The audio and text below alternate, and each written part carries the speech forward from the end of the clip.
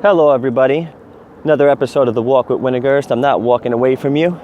I'm just trying to keep the light in the right position so that you can see me better. And today, I'm going to talk about the sprint mentality and a maintenance mentality in getting a fitness result. And I know the camera's a little shaky. Thus, what happens with a walk with Wintergerst. No stabilization techniques here. So, sprint mentality. Let me preface this by saying I've literally done at this point somewhere between 1,000, 1,500, and 2,000 fitness consultations for men and women in Westchester and Fairfield County. There's very common things that come up.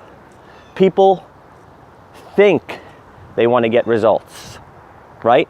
That's why you join a gym or a fitness program. You think you want to get a result. The reality of the situation is you don't want to get a result. What you want is to feel like you're getting a result, to feel like you're doing something to get your result, okay? And the reason I say that is because a lot of people don't actually do what it takes to get the result. So joining the gym makes you feel good because you're part of a place that makes you feel healthy, right? Going to the gym makes you feel good because you get to check that off your to-do list that you went and did your workout for today. But how many people are doing those things and actually not getting a result? Quite a lot. So if we want to talk about actually getting the result, then I want to talk to you about how we implement phases here at FatBurn for people to achieve that. Because when you do join a gym and when you do start a new fitness program and when you do start a diet, your motivation level is so high that you're in sprint mode, right? I'm starting Monday means I'm starting something completely different Monday, which is completely drastic from the way I live my life. That's sprint. And how long does that last?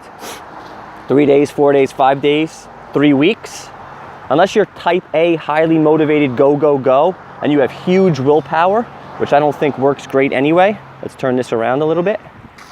Then that's not gonna work for most people.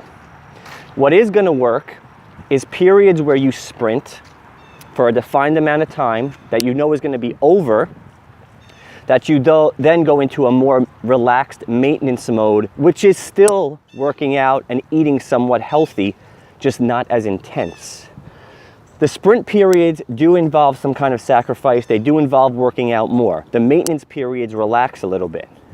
People who are in shape all the time and always live in maintenance seem to have it so easy because they've figured it out. Everybody else is so busy sprinting and then giving all their gains back and then sprinting and then giving all their gains back that they're caught in the constant yo-yo of not being able to figure out their body. So here's what I propose. Sprint 3 or 4 times per year, okay? At FatBurn, we do challenges about every 3 months. That's the sprint for us. Then level off and maintain the results you have achieved. Maintaining the results you achieved means working out a day or 2 less. It means eating still great during the week and maybe doing whatever you want on the weekend. These are just examples. This is actually exactly what I do. Then, when your mind is ready, when you can get motivated again, you go through another sprint. So it looks like this. January sprint, February, March, maintain. April sprint, next 2 months, maintain. Summer's over, sprint in September. Maintain for October and November, during Halloween, during Thanksgiving, during all that stuff. Let yourself enjoy the holidays, the January sprint again, all the while maintaining, not going back down. Sprinting and going back down is frustrating. Sprinting and losing 10 pounds and keeping the 10 pounds off through holidays and then taking 5 more pounds off in January is always progress. So that's my point. So it's a simple thing. But at FatBurn, we've seen so many common things over and over again that instead of making everything so complicated, counting your macros, counting your calories, tracking your FitnessPal, all this stuff, we're trying to boil everything down to simple tactics that you can use to actually get results. And it's often the simplest things that people will adhere to the most and continue to do. Sprinting is not reality. I'm going to end it with an example. There's a person who came into FatBurn a couple years ago and crushed it. Probably got the best results in the fastest amount of time that I ever seen. This is a guy He was about 205 pounds. He got down to about 170 or into the 160s. That was a weight loss phase. He lost 16% body fat along the way. Unbelievable for 5 months. He then went into a muscle building phase, which we call toning or lean body mass, which is a different way of eating, a different way of working out, and put on pounds of muscle. Got ripped, got a six-pack, got defined chest, got definition of his arms. He did it all in 5 months. 35-pound weight loss, 16% drop in body fat, putting on pounds of muscle in 5 months is results that people aim to achieve in a year. Sounds great, right? After those 5 months, he was working out at Fatburn 5 days a week, and he was eating our food 7 days a week.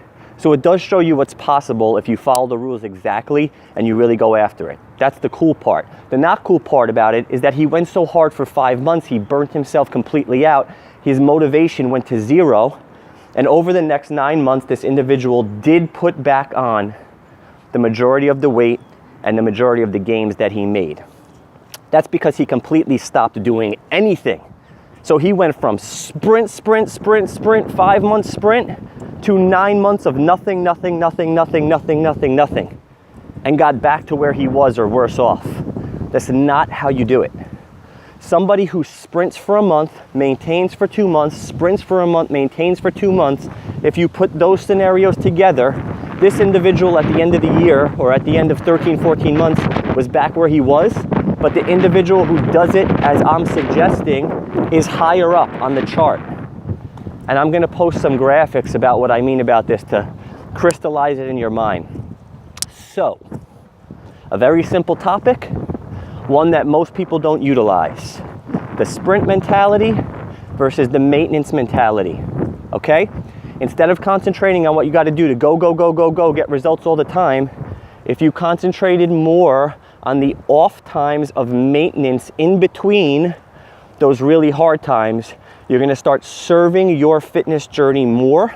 You're going to start making your life easier, and you're going to start getting into the phase where you're always progressing forward until you hit your ideal goal, which is feeling confident, feeling comfortable in your clothes, being at your ideal weight, or more importantly, body fat, and coming up with a comfortable range that you are happy living your entire life fluctuating between in maintenance mode.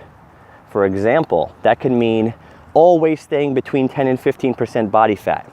It can mean always staying between 120 and 126 pounds. It can mean always feeling good about yourself. Not weighing 150 pounds, losing 30 pounds, gaining 25 pounds back, losing 30 pounds. That's not maintenance. That's my point. I hope this helped you. If it did and you have questions, I'm happy to answer them. Post them in the comments below. For you guys at Fatburn, let's talk about this some more. If you still have questions about it, I'm happy to do so. This is another Walk with Wintergerst. Peace.